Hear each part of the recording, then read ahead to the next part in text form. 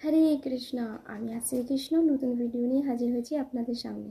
তো কারা কারা চান শ্রীকৃষ্ণকে সন্তুষ্ট করতে? যারা যারা শ্রীকৃষ্ণকে সন্তুষ্ট করতে চান তারা অবশ্যই কমেন্টে বলে যান।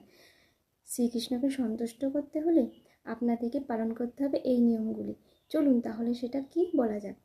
শ্রীকৃষ্ণর কাছে আপনি যদি কাঁদেন তাহলে আপনার মনে মলিনতা নাশ হবে। শ্রীকৃষ্ণর সামনে যদি আপনি হাততালি দিয়ে হরিনাম কীর্তন করেন তাহলে আপনার হাতে অশুভ শক্তি নাশ হবে। শ্রীকৃষ্ণর সামনে বসে যদি আপনি ভগবদ্গীতা পাঠ করেন তাহলে আপনার মধ্যে অভদ্রতা দূর হবে। আর আপনি যদি একাদশী ব্রত পালন করেন তাহলে আপনার পাপ ধ্বংস হয়ে যাবে।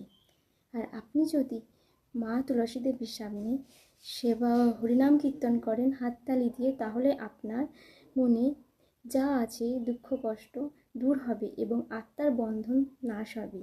আর আপনি যদি তুলসী দেবীর সেবা করেন তাহলে আপনার সংসার মঙ্গল হবে। আর আপনি যদি রোজ শ্রীকৃষ্ণ সেবা করে থাকেন শ্রীকৃষ্ণ আপনার উপর অবশ্যই নজর করবে।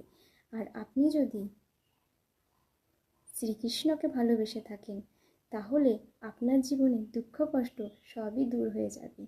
তাহলে দেরি না করে তাড়াতাড়ি যান এই নিয়মগুলো পালন করুন।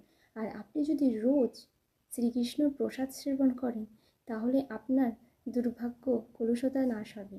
তাহলে দেরি না করে এই নিয়মগুলো অবশ্যই পালন করুন। শ্রীকৃষ্ণর নজর আপনার উপর তো অবশ্যই পড়বে আর আপনি শ্রীকৃষ্ণকে অবশ্যই সন্তুষ্ট করতে পারবেন। হ্যাঁ, আর একটা আছে যেটা শ্রীকৃষ্ণ শুনলে একদম দৌড়ে চলে আসে, সেটি হচ্ছে রাধা নাম। তাহলে আপনাদেরকে রাধা নাম অবশ্যই নিতে হবে। অবশ্যই যত পারবেন রাধা নাম জপ করবেন। শ্রীকৃষ্ণ খুবই খুশি হবে আর আপনার ওপর কৃপা সর্বদাই থাকবে।